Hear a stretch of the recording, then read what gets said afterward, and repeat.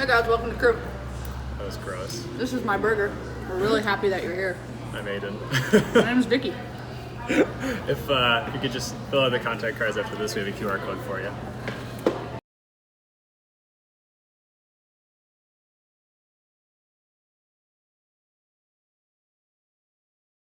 Hey Aiden, I'm really excited about this burger. You know what I'm excited about? What? Badger Crew being in person. Let's go, baby! We're going to be at High Point Church, 8 p.m. on Thursday. There's going to be a QR code right after this if you want to sign up. And if you need a ride, try to ride with your Connect group, but there will be a portion on there for you to be able to sign up. We're so excited to have you again and see you in person. I'm so excited. I'm more excited than eating a burger. A little bit. A little bit. Two more things about us starting in person next week is the first one is there is going to be a live stream online option for those of you that either can't make it in person or don't feel 1,000% comfortable coming in person. The second thing is if you are planning on coming, please try to sit with your Connect group as much as possible in kind of like a family pod unit.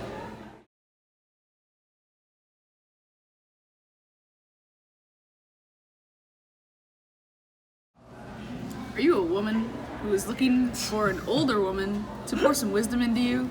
Or are you an older woman who is looking for a younger woman to pour some wisdom into? Well, man, do I have the tool for you. It's called discipleship. And if you're interested in being discipled or being a disciple, scan the QR code either here or on the next slide and get yourself a set burger, man. They're the best.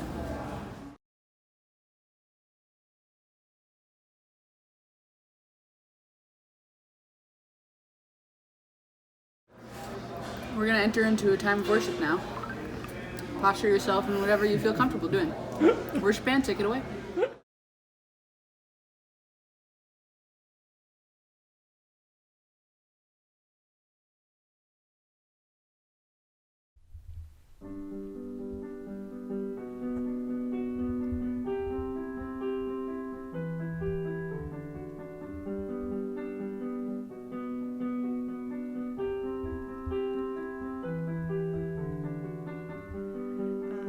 I'm tired, I'm worn. My heart is heavy from the work it takes to keep on breathing.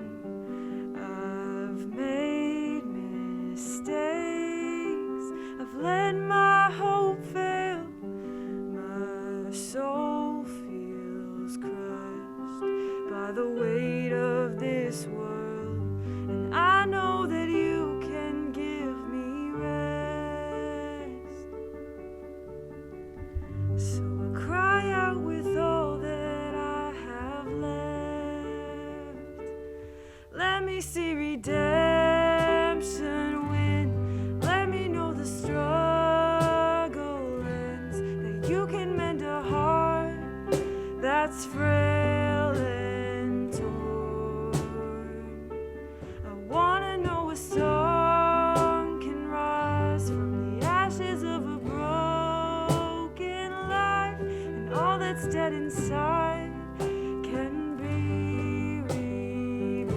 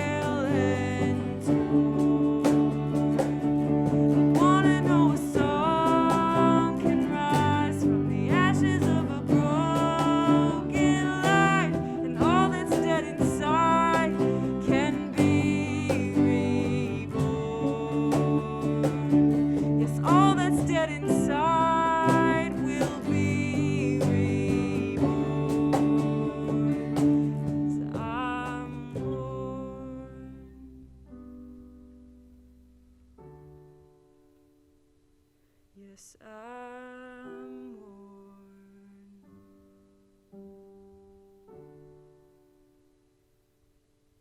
Obviously, like this week's looking a little bit different. Instead of having a speaker, we'll be doing a panel that was held at Upper House about the beauty of multi-ethnicity. It does have myself in it, so if you're wondering why there's somebody that looks like me in it, I'm not a twin or a triplet. It's me. Just want to let you know.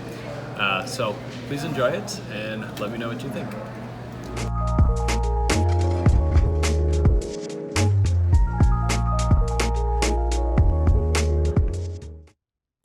Welcome! My name is Rebecca Cooks. I am on the Upper House team, and it is my joy to host you in this evening's conversation about multi-ethnic identities with author Chandra Crane. Now, I did say the term multi-ethnic identities, which means we will be talking about ethnicity and race, which are sensitive topics sometimes. So you will likely hear something tonight that doesn't feel completely comfortable or you may disagree with, and that's okay. It is fine that we don't agree all the time. But I want to encourage you to keep listening for the sake of pursuing understanding, relationship, and growth in this topic as we move forward together. As Chandra writes in her book, our ability to empathize with people is often directly proportional to how well we understand them. So I am honored to welcome brothers and sisters of every ethnic background, minorities and majority alike. Our hope is that this will primarily be a space to voice the multi-ethnic experience. You're getting a window into our hearts, which is vulnerable and beautiful and exhausting, and so I would ask that you hold this time as precious. Okay, let's get into this. I would like to introduce Chandra Crane. Chandra is the author of Mixed Blessing, Embracing the Fullness of Your Multi-Ethnic Identity, which just came out in December of last year. She is the Multi-Ethnic Initiative's Mixed Ministry Coordinator with InterVarsity Christian Fellowship USA. She has written for Dordt University's In All Things, The Witness, a Black Christian collective, InterVarsity's The Well, Inheritance Magazine, and the Asian American Christian Collective's Reclaim magazine. Married to Kenan, the mother of 2 spunky daughters, and a member of the multi-ethnic Redeemer Church in Jackson, Mississippi, Chandra is passionate about diversity and family, especially with her own experience being raised in a multi-ethnic and multicultural family. So please join me in welcoming Chandra. So there was a book that I read when I first came on staff at the university there in Madison at our new staff training called Check All That Apply by a biracial Black-white woman, Sunday Frazier. And it blew me away. It was the first time anyone had said to me, it is good that you are mixed. It would not be better if you had been born multi-ethnic. God had that plan for you. And by the way, Jesus was multi-ethnic. And that was so precious to me. And so I bought every copy of the book I could find. I gave it away to everyone who I knew was multi-ethnic or had a multi-ethnic family, and eventually went out of print. And so I started asking, what can we do to get this back in print?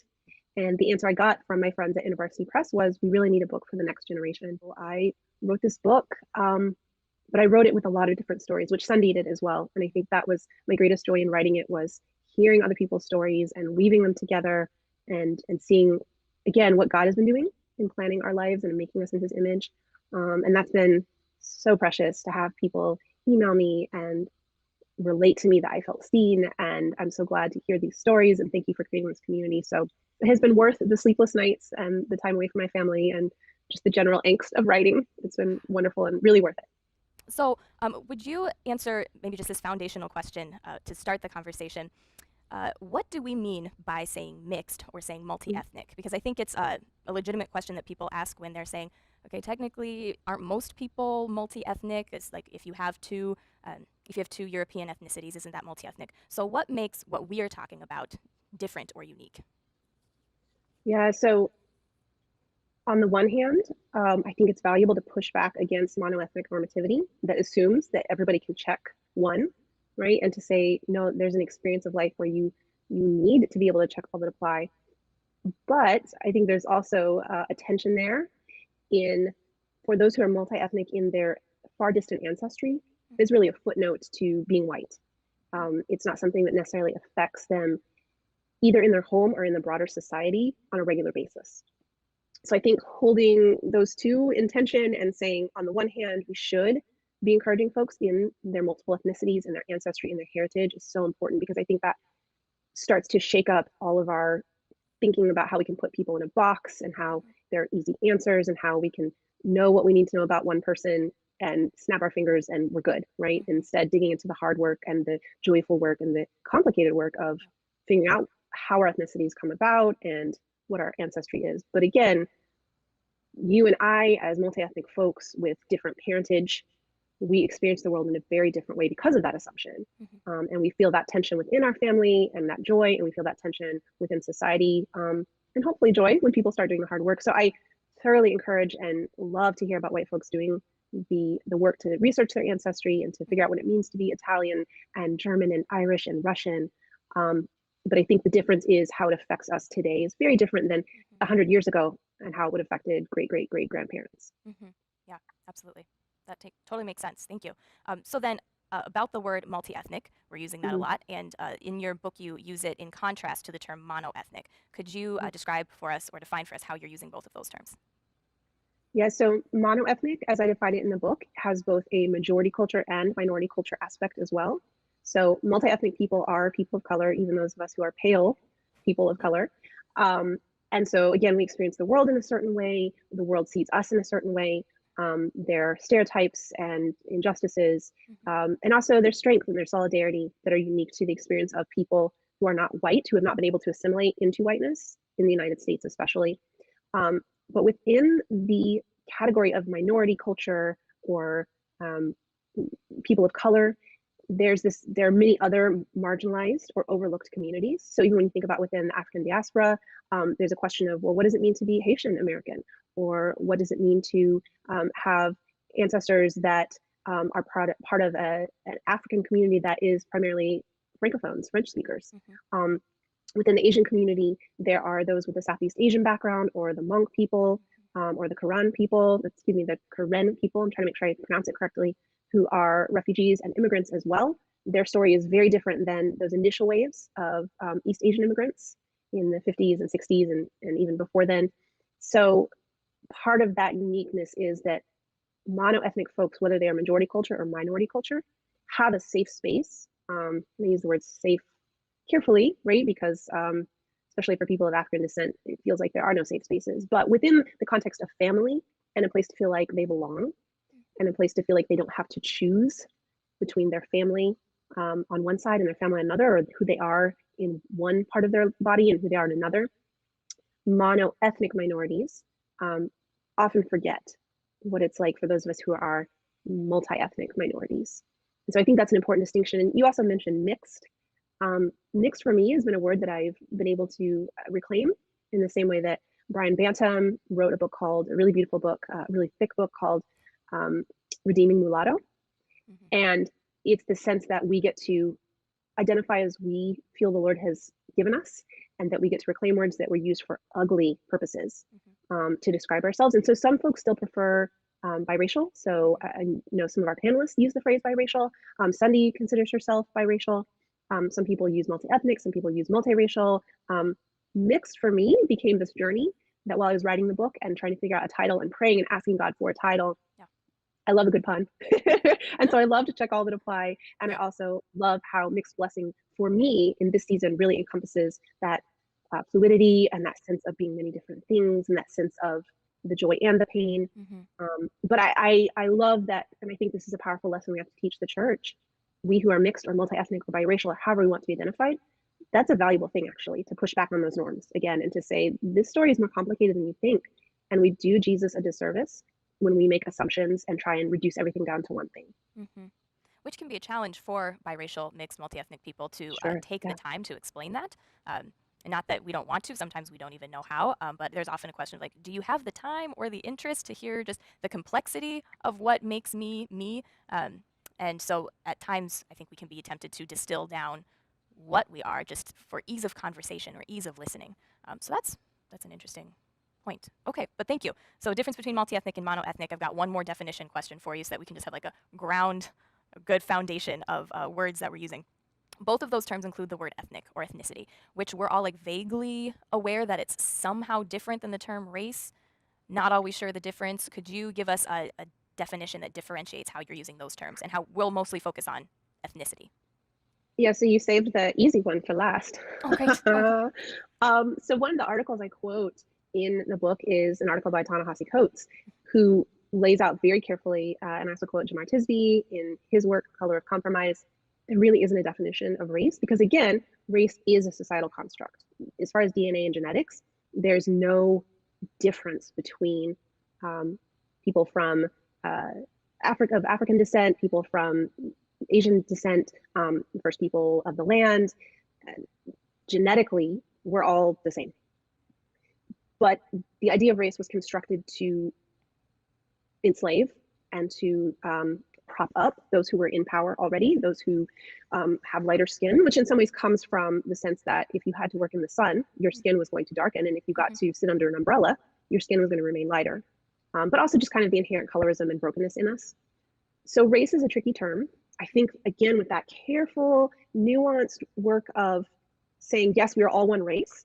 So it is important to remember that. We can't just say, oh, we're the human race, as though that erases hundreds of years of abuse, especially here in the United States, and colorism worldwide, and the brutal things that have been done to people of color, especially Black and brown siblings. So when we think about race and ethnicity, there's also this issue of culture, right? It's tied up within how people see us. I think where using terms like race and ethnicity are helpful is in acknowledging the caste system of our country, acknowledging the way in which race has been constructed to keep some people below and to elevate others. And then I think once we have that conversation, race especially becomes a little bit of a footnote because the Bible talks about ethnicity as a good thing, as a beautiful thing of those tribes and nations and tongues, and in that sense, different skin tones and different cultures. That is not a curse. That is not something that is negative. It's supposed to be a good thing. And so I think once we can get past the idea that race should be what it is and talk about ethnicity is what it is and it's a good thing, then I think we can have really solid biblical conversations about how to dismantle issues of race and then also how to uplift the goodness of ethnicity. And there's an interesting point in your book how once you start focusing the conversation on ethnicity, you realize that people will define ethnicity even by different standards. So if someone is talking about their own ethnicity, they might be referring to their heart language, they might be referring to their ancestry, to their past geographical location. Is that redundant? Past? No, it wasn't. Their past geographical No, because I location. think there's a specific specificity, especially for like those who are indigenous or native folks in Hawaii that is rooted in the land. So yeah, I think it's absolutely another category. Right, exactly. So given that that's true, I think that adds complexity to the topic that can make it confusing or intimidating to engage with. So like how do you step forward to engage someone's ethnicity or ask about someone's ethnicity or just learn more when it feels like it's a moving target? Yeah, and I think that's such a reasonable question. And the aggravating answer is you pray and you accept that it's a moving target, which feels very unsettling to us. I think especially, if we're doing the whole Myers-Briggs things, I am a J on the Myers-Briggs. I like tidy, neat categories, actually. I just like multiple categories. Yeah, I like acknowledging that there's more than one category or more than two categories, which is often the discussion in the United States. There's white and then there's Black, or there's white and then there's people of color. But, I hadn't thought about this recently until you phrased your question the way you did, Becca. So I love that you asked it that way. I think even I need to be challenged and am challenged by the Bible to get rid of strict categories and to be comfortable with things that are nebulous and be comfortable with things that are awkward. So when it comes to engaging people in their ethnicity, one of the things that I loved was one of the women that I surveyed for the book and had a really great conversation with said she likes to ask people, tell me about your family. Because I think that encompasses so much of ethnicity. It's your family of origin, it's the neighborhood you grew up in, it's the people that you have gathered around you, it's your church family, it's your school. And so I think when we can engage people there, then the important parts of ethnicity come out in that conversation without it having to be, of course, the wildly aggravating and hurtful and frustrating question that unfortunately a lot of multi-ethnic people get asked, which is, what are you? Right? And to avoid that question entirely, to invite someone to share as they feel strong enough, as they feel able, in some sort of healthy conversation and relationship. Would you tell me? I'd love to hear more about your family. That is the opposite of interrogating someone, right? That's invitational. It's building relationship. It's starting the conversation instead of ending it. So I've been really blessed by asking that question and asking myself that question. What do I want to share about my family? What can I learn about my family? What parts of my family can I share with my kids and with my husband and with my community and different parts of my family? Yeah. And the often tiring but true component of that is that you're then required to ask that of every person, since it is a moving target. Once you ask that of someone and do the work to find that out about someone, that still does not make it true then for another person, even of the same ethnic background. And so you have to keep asking that question with each new person. And that's hard work sometimes, but it's the meaningful work. Another part of your story, well, here you actually in your book just give hilarious context in my mind to the mathematics of ethnicity, where you're like, okay, so I'm half of you and half of you, but I look like 3/4 of you and I act like 9/10 of you. And then culturally, do I relate to 100% of you and 100% of you? How can I be 200%? So there's just like all of these, wait, how do I fit where just pure math doesn't actually make sense? Right. And Right. I loved how you phrased that. So recognizing that there are these different parts of us that don't necessarily fall within the lines of 50-50, how do you choose which parts of your identity to live out and at what times? Because I feel like that could change given the context that you're in as well. Yeah, so some of that is just automatic, right? It's code switching, which I think we'll talk about with the panel. It is the sense that I just naturally shift when I'm around different family members or in different situations. But some of it is really intentional, and some of it can be awkward. Again, I think it's because of expectations placed on us. Because when people look at our phenotype, they assume that we should be able or should act in a certain way. And so I think there are times, and we've all seen the awkwardness of someone of whatever majority culture who tries to act in a certain way that is not their own, and just how that sticks out and it feels awkward. It feels like appropriation. It doesn't feel like appreciation. But for me, I think it's this sense of how can I, when I'm at my best, when I'm focusing on Jesus, when I'm doing the good work of asking questions of my ethnicity, it is me saying, how can I honor this community that I'm in? Because I think, again, one of the unique aspects of the experience of someone who is a minority culture, who is a person of color, is that sense of, do we have a safe space to be ourselves?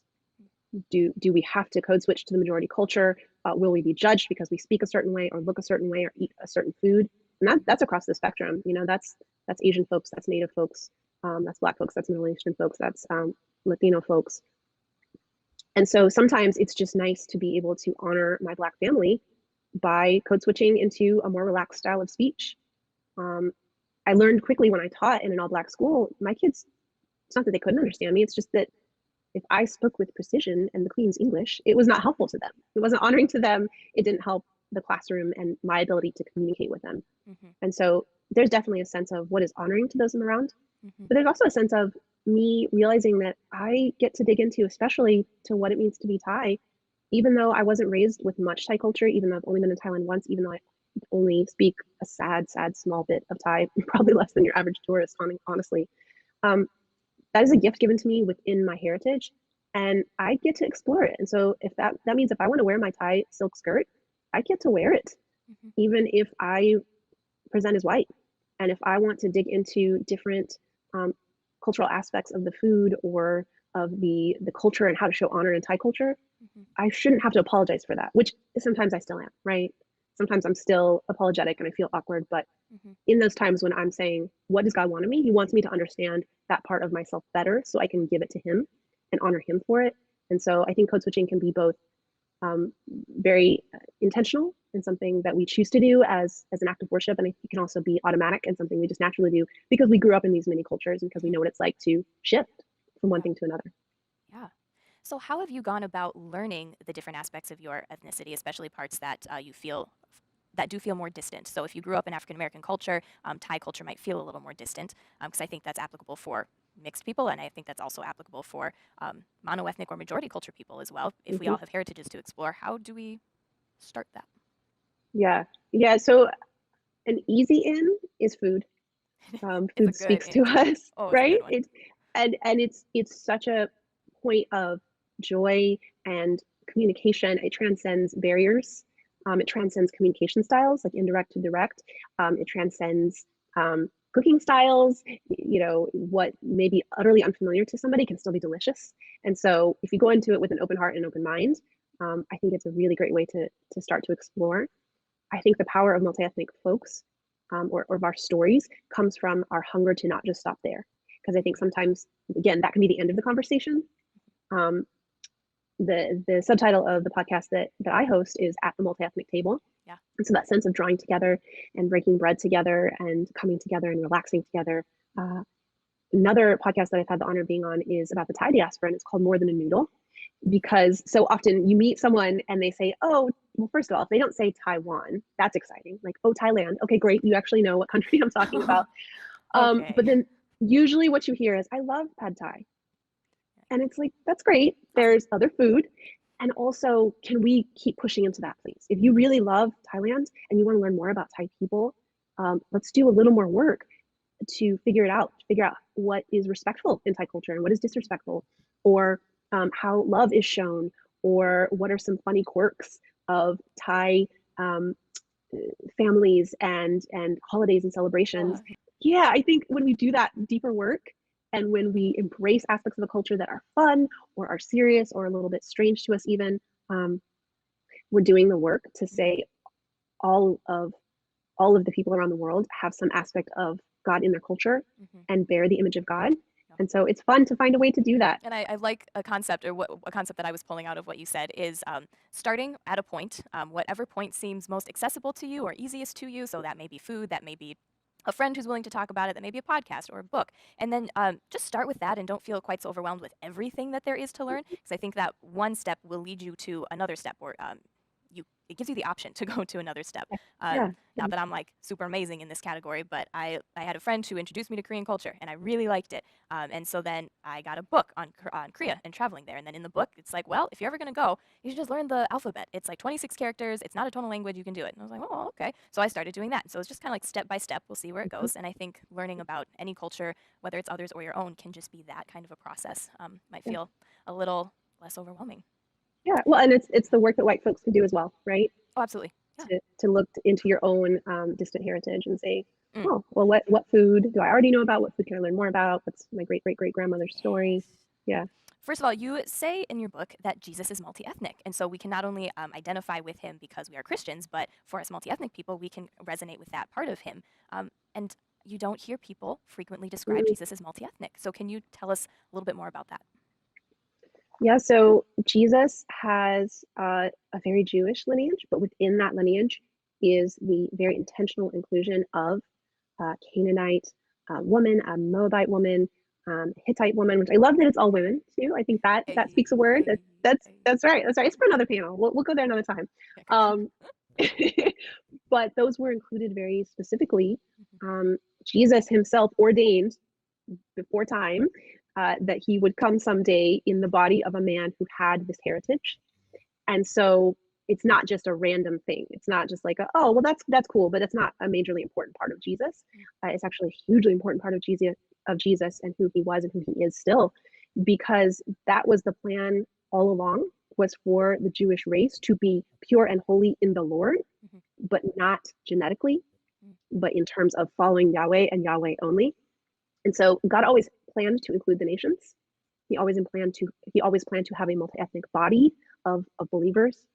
And it's funny because I was thinking earlier about, okay, so we define being multi-ethnic or mixed in this moment as not in your distant ancestry, right? As not something that's a footnote to your life, but for those of us who are mixed, it's a very present, real part of our life. And so that kind of gave me pause, like, oh, wait a minute, well, but I feel like that's different with Jesus. Why is it? And I think it's because of the multi-ethnic story of the church, because Jesus came very specifically to call people to reach out to people who were not seen as part of Israel, when that was what he was doing all along, right? That's what he was doing in Old Testament days, when he was calling foreigners and providing for them and telling his people Israel, if anyone comes, they are part of the family and you should treat them that way. And by the way, you should not pick your vineyards clean because you need to leave food for those who are hungry.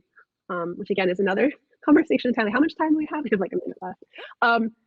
I also think it's important and significant because it tells us something about what parts of culture and ethnicity are valuable. So when Rahab turned away from the Canaanite gods and honored the Lord by protecting the spies, and then was spared when Jericho's walls fell down, she didn't mysteriously suddenly just become Jewish ethnically, right? And she didn't even leave behind all of her Canaanite heritage, which I may be mixing up my countries now, which that's embarrassing. But no, Ruth was a Moabitess, yes. So Rahab, she stayed Canaanite. There were certain Canaanite customs that were not the worship of false gods that she would have kept and would have been passed down in her lineage. And it's the same for Ruth the Moabitess, and it's the same for the wife of Uriah the Hittite, of Bathsheba. Bathsheba was the mother of David. She passed on parts of her culture that were valuable and holy to the Lord that wouldn't have been there if not for her and her culture and her heritage. So I think it's just such a powerful part of when we feel mixed up, when we feel confused, when we feel disjointed, we can look at Jesus, who had a very diverse lineage, and say, okay, but he can hold it all together. So he can hold me together. And I think that's been what's the most encouraging thing to me in thinking about Jesus as a mixed Middle Eastern brown person, is the ways in which he proves that we don't have to all be one thing. And in fact, we aren't all one thing, and he isn't freaked out by that. That's actually his plan, and it's beautiful and it's doable with his love and with the Holy Spirit's work and as part of God's plan. Yeah, absolutely. There are attributes of Jesus that demonstrate how he's holding things together. I mean, things like his humanity and his deity, or being both priest and sacrifice, where there are just these very disparate things that he is very clearly holding together. And yes, he's God. We are not. But if God can handle that within himself, then surely God can handle the disparate or seemingly disparate cultures and ethnicities that he's put in us. I mean, I really resonate with that. Yeah, and we were made in the image of God, and we're being made into the image of Christ. So as we accept our identity in Christ more and more, as we grow into our identity in Christ, look at me wrap it back around. I was like, I know there was something I was answering. Identity in Christ. Getting there. Not as an excuse for whiteness, right? Not as an excuse to be same, but as we're rooting our identity in Christ, we actually can look at our diversity and rejoice in it, because he rejoiced in his diversity enough to inspire Matthew in the form of the Holy Spirit to write it down as the first part of Jesus' story. Boom, here's his lineage. And we are being made into that identity in Christ. Absolutely. Well, I want us to dig into the identity of Christ more when we get into the podcast. There are really great ways that it's used, and the true ways that it is used, how we are all brought into the body of Christ, and we all can find our identity in him. And then that can also be used in some challenging ways. Specifically when people ask, like, okay, well, why are we making this about race? Like, we're all children of God, so shouldn't we be focusing on the gospel? I think that's a longer conversation than what we have time for right now, so we will come to that on the podcast and circle back around, so stay tuned. So you write in your book that the heart of our mixed story is that no one person can embody multi-ethnicity in its entirety. We need each other so we can place ourselves in God's larger narrative. So to live out that quote, I would like to introduce our panelists who are going to join this conversation. I'm very excited. So our first panelist is Aidan Deteen. He's a sophomore at UW-Madison. He is our event intern at Upper House. He's a total bibliophile and a self-proclaimed coffee snob. I'm not putting that label on you, but you said that. Our next panelist is Nicole Kyle. She's the Director of Worship Arts and leads communication and women's ministry at High Point Church. Additionally, she is just the general fun bringer to literally any scenario. So welcome, Nicole. And then last but definitely not least is Peter Shackelford, the Executive Assistant of Honti Enterprises. He's a U.S. Navy veteran and a grill master. So these are all dear friends, and I am so excited to see you all. Thanks for being here. Let me ask you all, how do you respond to the question, so what are you? What goes through your mind, and what do you find yourself saying to people? And I'd like to hear from all of you. So let's start with Peter, and then we'll go to Nicole, Aidan, Chandra. Let's see. It's kind of been an evolution of answers. But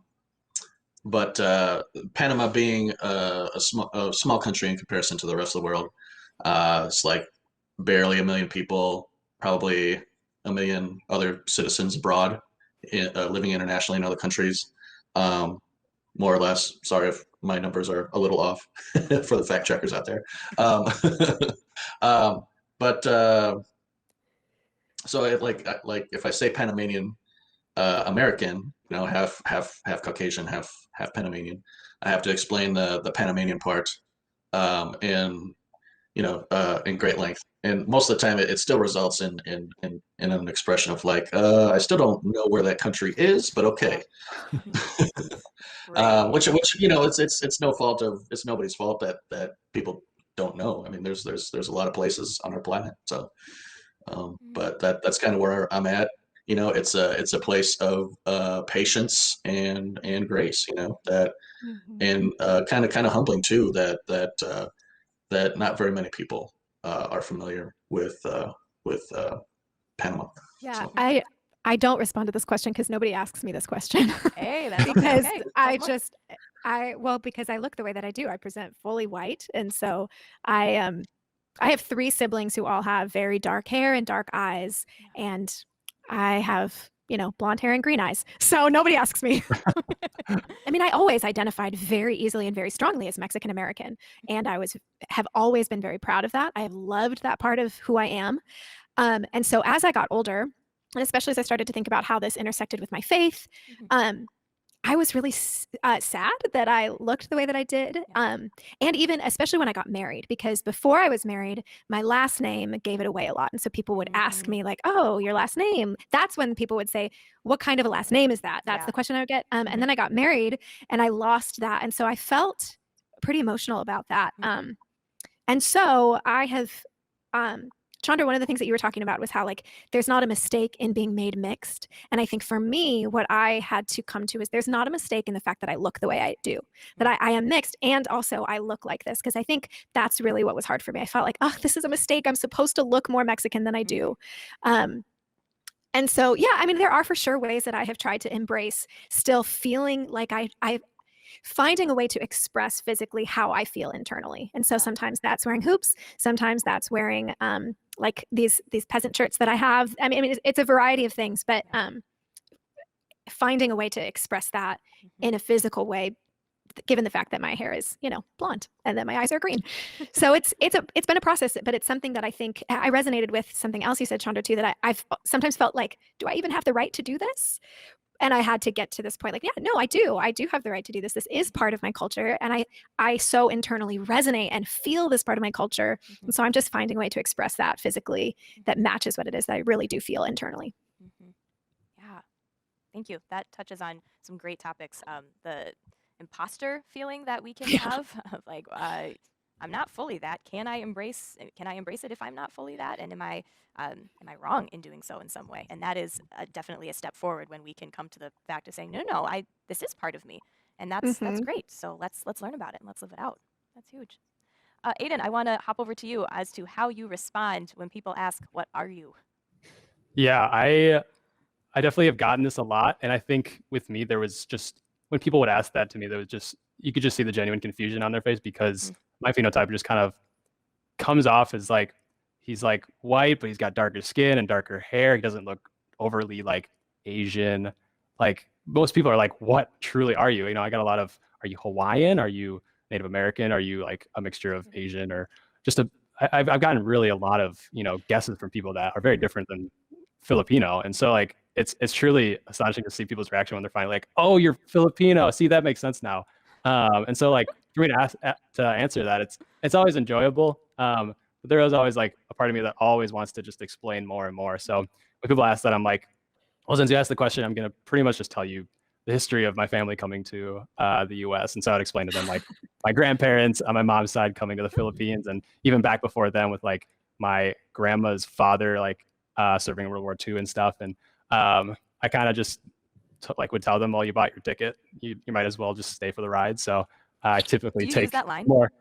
Sometimes I typically like to tell them longer than they care to hear. So it's always enjoyable. I like telling them the story.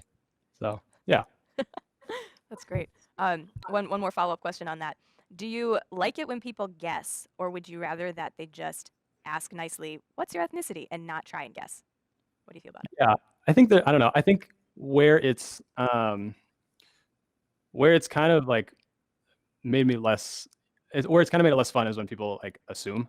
I think there's a little bit more, I think there's just a little more innocence to like them being like, I had a guess, like I was wrong. And but I think when people fully assume like, oh, I'm pretty sure you're Asian, but I'm pretty sure you're like Chinese or something. I got a lot of that where people were like, oh, since he's Asian, he's probably Chinese. And that was harder to hear. Because I was like, well, there's so many other countries in Asia that have their own unique culture and unique features to them. And I feel like it's just, you're not giving them enough respect that they deserve to just assume like anybody that has Asian features probably has a lineage from one country. And so, yeah, that was kind of where it was harder. But typically I always like enjoy talking about myself and my family, especially if people ask, because I like to assume that they are genuinely interested. So yeah. Oh, yeah. Aiden, you're going to get married this summer, so I'm curious to hear how you have processed bringing your fiance into your ethnicity. And then after you talk, Chandra, I'd like to hear how you and your husband have approached helping your daughters process their ethnicity.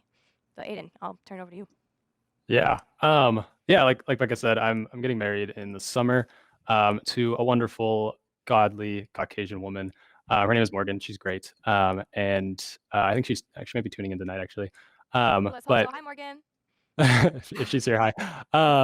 But she's just been so curious and so just loving to ask me different questions about being raised biracially, and just to spark just wonderful conversation together. We've had just so many good conversations. She's been so curious about just my story and my experiences about that, and talking about one day having kids. It's something that she would, be encouraging me to share with our kids one day, to share with them about my experiences growing up, my grandparents from the Philippines, but also bring them to my mother, who carries on some of that legacy and a lot of the Filipino cultures as well. And so I'm very excited, and I think the biggest thing too she's really excited about is, I think she takes a lot of pride in one day having a quarter Filipino kids. She's told me just that so many times. She's like, our babies are gonna be so cute, they're gonna be quarter Filipino and it'll be adorable. I'm just like, exactly, they're gonna be great. So Great. yeah. And if they turn out to just be all white, they'll still be cute. Oh, they'll still be cute regardless. I'm so excited. Yeah. Amazing. Yeah. Chandra, how have you and your husband thought about your daughters and their ethnicity, and how you want to process that with them? Yeah, so I love the perspective from both Aiden and Nicole of not fetishizing mixed kids, but not mourning when your mixed kids present as mostly white. That feels like a really tricky but important, valuable middle ground, and one that I think we mixed folks do well in understanding, is what does it look like to rejoice over our family members, no matter how they present. Our daughters have known about fractions from young age, so that, again, they're quarter Thai, and so they think that's pretty cool. It's been interesting as I've grown, even in my journey in the last 10 years. Our oldest is 11, our youngest is 5, and so even in the time since we moved here to Mississippi, I feel like I've been able to really have the space to ask, what does it mean to be Thai, how to include little elements of Thai culture, and also how to help them. Their Black granddad passed away. He passed away before our youngest was even born. And so what does it look like to include aspects of that culture, to be at a church, for us to intentionally be at a church with a Black head pastor, to identify with and explore Mississippi culture. What's interesting to me is the ways, because of their phenotype, that they experience it differently. So the older is my mini-me, it's definitely Erie. And so she has more of that quarter Thai mixed look. And so she gets very different interactions when people asking her, what are you? Whereas our younger daughter looks more like her dad. And so she has the ruddy cheeks. He's Caucasian, he's white American. She has the ruddy cheeks, and her eyes are a little bit with epcanthal folds, but not as much. And the 11-year-old is fascinated more by the language. So she's very irritated with me that I don't speak it. And the 6-year-old is more fascinated with, the silks, because she wants to dress up and be fancy and then climb up a tree. So that's a glimpse into little girls in Mississippi and our little girl. But when we talk with them about it, we've tried to be as natural as possible.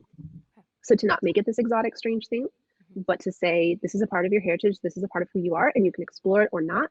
You can ask questions about it or not. Here's Gram's story, your white grandmother's story. I think that has served us well now that they know they can ask questions, but also they don't have to be forced into it, which is hard because I want them to be excited about it, right? I want them to dig into that culture. I want them to succeed. Like I told them recently, when we finally get to go to Thailand, we were planning on going summer 2020. When we finally get to go to Thailand, I want you and your grandma, your great grandma, to tease me in Thai together. I would love that if you guys spoke Thai well enough that she could say something silly and you would understand it and you could say something silly back. And my goal in life is, then the next time we visit Thailand, to then not let them know how much I know and zing in there with, I do understand you this time. Right. But I want them to be able to have that option that in some ways I didn't have to explore their culture. And that takes more work and it can be more painful and more difficult, but I appreciate my husband in supporting that endeavor. I appreciate the resources that they're on the internet that my mom didn't have when I was a kid. Mm-hmm. And it's definitely a conversation that I love having with them, and hopefully in a way that's not pushing them or frustrating them or making them rebel against it. So yeah, prayers, Yeah. prayers for that work. Yeah, absolutely. So how have you all felt loved in the process of thinking through your multi-ethnicity? And that question is really coming from actually a lot of our majority culture audience who submitted questions beforehand. And some of them are teachers with classes who are very multi-ethnic. Some of them are adopting kids that are different races than they are. And they're like, okay, I want them to feel supported and know their own culture. And I remember one question in particular said, our kids are dating or engaged to people of other ethnicities, and we're so excited about it. How can we welcome them in a way that they feel like loved and that it's like an appropriate fandom, if you will? So how have you felt loved in this experience? I'm just going to open that up to anyone who wants to talk first. I can share at least my first quick thought. Go, girl. Not making people choose. Mm.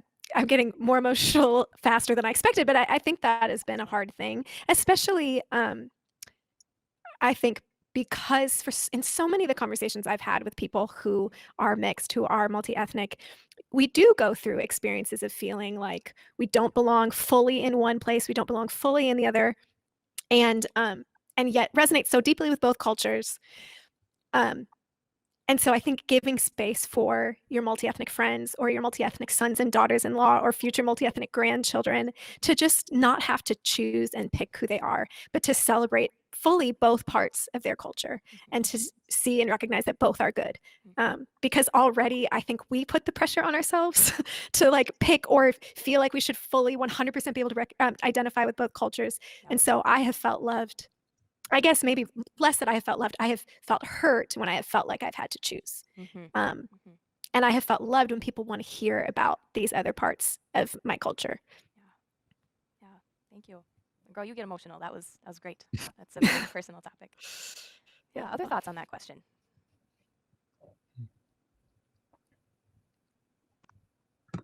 The last 2 years of my undergrad, I transferred to Edgewood College here in Madison, and I was just being a Navy veteran. I was like a older student, so I was just like, I set on the goal, just get in, just complete degree requirements, and graduate, get out as fast as possible. But there, to my like shocking surprise, there was a very like small but vibrant Latino student population. This is a small liberal arts college of like, I don't know, 5,000 or 6,000 students total, like graduate and undergraduate. And so I got, my curiosity got the better of me, and I went and checked it out, and was met with nothing but welcome and just like friendship and a camaraderie that I never would have found probably anywhere else. So like that was so valuable to me because growing up, my multi-ethnicity was not discussed. Wasn't really discussed much during my 5 years serving in the Navy. Coming back for the first few years, reintegrating into civilian life, still wasn't like it just never came up. And so it was like that point where it like, oh, there is this like desire that has been dormant to rediscover this. Something that I knew once but had just long forgotten about. And so that experience and those peers that I met there, I'll always treasure that experience. Great, thank you. Any last thoughts on that question before I ask our final question? Yeah, I think my last thought with that too is just like taking part in mourning with us, because I think a lot of times when we do talk about our experiences and our story, a lot of it does come from a place of brokenness and a place of hurt. And it's often, I mean, especially when talking about some of the brokenness from my story and even hearing Nicole talk about it too, it does get emotional, it does get hard. And so I think taking part in celebrating us and loving us by mourning with us and being like, yeah, maybe I don't fully understand your experience, but I understand that you've been hurt by people who don't completely understand, but I do want to care for you in this way and mourning with you and let you know that you are valued and you should, we want to celebrate you and we want to care for you. And, sometimes that's the best way of doing that. So, yeah. Yeah. Thank you. My last question, because this book that Chandra wrote is called Mixed Blessing, and just from my experience of getting to talk with you all about parts of your story, overall, we really like being mixed and we think it's a good thing. So could you each just tell me what you like about being mixed? What is so good about it? Maybe it's music, as I see Peter jiving over there. And maybe it's a new perspective that you have on the world. I don't know, what do you like so much about it? Why is it so good? That's a good question, right? I feel like this rare, I don't know, gem or rare piece of art that people encounter, but don't really know what to make of, and it piques their curiosity because they want to know more, and then in turn challenges me to want to know more about myself, and where I come from, and where my ancestors come from, and so on and so forth. But touching on the celebrity thing, kind of like Aiden did, out of nowhere, I became a New York Yankees fan because the greatest relief pitcher of all time is Panamanian, and his name is Mariano Rivera. What? And he just retired like a few years ago. But while he was over, like for his as soon as I found out he was Panamanian, like I was like, okay, all right, let me get that Yankee schedule. Let me when are they coming to Milwaukee? That's so good. And then sharing the food, like a lot of my friends never knew what a plantain was. What a sad life to live. Right. Yeah. So, you can make them so many different ways, and like food is the greatest gift, like to share in ethnicity, as everybody on the panel has touched on already. So like I love sharing staples of that, the food from Panama and stuff. So awesome. Thank you. All right, Nicole and then Chandra. Maybe in like a minute each. Okay. That's hard for me, but I will try. Minute and a half. Sorry, y'all. I think I resonate with the meeting other people like me. There's something about that. I do also love sharing the food. I'm so thankful for my husband's passion of food because that has been a really easy way for him to try and enter into different cultures as well. And so I'm grateful for that. A few years ago, there was a video, I guess this was like 10 years ago now, but it was a commercial for Univision, which is a Spanish television channel that's broadcast in the US. And it was talking about the duality of a lot of Latinos in the US. And and I remember it saying I love tacos and I love hot dogs and I love the World Cup and I love the Super Bowl. And I just felt like, oh yes, that is so much of what I love about being mixed, is that you get to take beautiful things from multiple cultures. And then I think what all of this for me points to is that I think there's a lot that the church can learn from mixed families about the beauty of what the church is meant to look like, and the nature of not choosing to leave, but choosing to engage and come together and say, no, okay, well, for my husband and me, I mean, we're married, so that's it. And so we don't have an option except for to learn about each other's cultures. And same for my parents, that they just, that was it. they were, our family had to figure it out. And I think learning how to do that, mixed families, biracial and bicultural families have in some ways paved the way for the American church. And there's just a beauty of what God intended for his people to look like in tearing down dividing walls of hostility and allowing from people who were once foreigners to be brought near by the blood of Christ, not just near to God, but near to one another. And I love that being mixed is a very literal image of that. And it's just a shadow of the greater picture of what is meant for the church. Yes, we get to be physical embodiments of reconciliation. Yeah. Thank you. All right, Chandra, bring us home. Okay, amen. So one of my taglines is cheerfully defying stereotypes.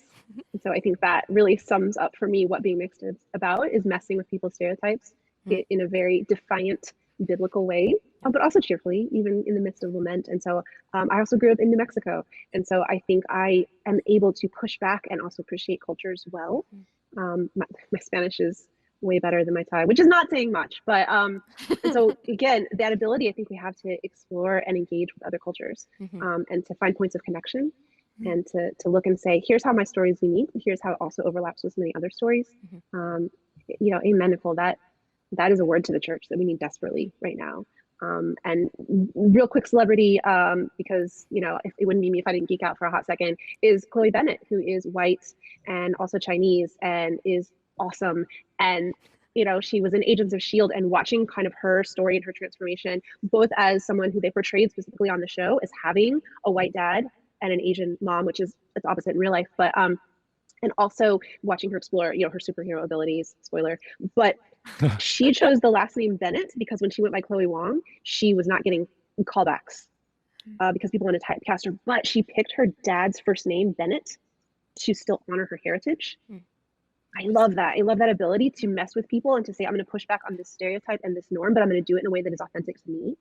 And I think that's something that we do well as mixed folks, and I'm glad. Even though I'm tired sometimes, I'm glad. Yeah. Well, thank you all so much for sharing with us. It has truly been a gift to hear from you. So thank you for engaging. And thank you, everyone, for sticking with us even a couple minutes late. We are grateful. As a reminder, if you have any questions that came from this conversation, you can submit those questions in a form that is in the chat, and we will address those questions in a forthcoming podcast, in the Upwards podcast. So Chandra, Nicole, Aiden, and Peter and me. We'll all come back to talk about those things. If you would like to hear more multi-ethnic stories, you can actually listen to more on Chandra's podcast called Mixed Blessing, Breaking Bread at the Multi-Ethnic Table. And finally, I would encourage you to purchase Chandra's book. Again, it's called Mixed Blessing, and you can find that at InterVarsity Press, and you can use the code UHouse40, which is specifically for Upper House guests to purchase her book at a discounted rate. So thank you, IVP. Deep gratitude to all of you for being with us, and have a great night.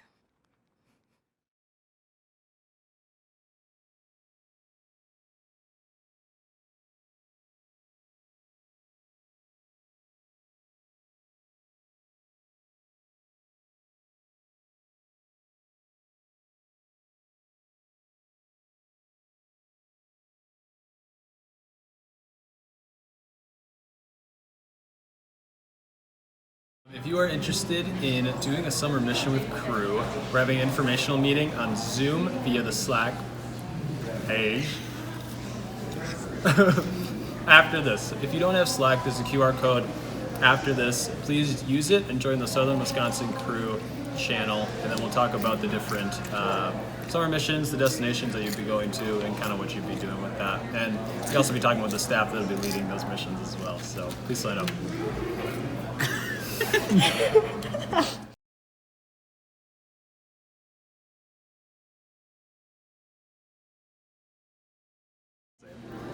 Thank you for joining Badger Crew, guys. We're so excited to see you next week for Live Crew.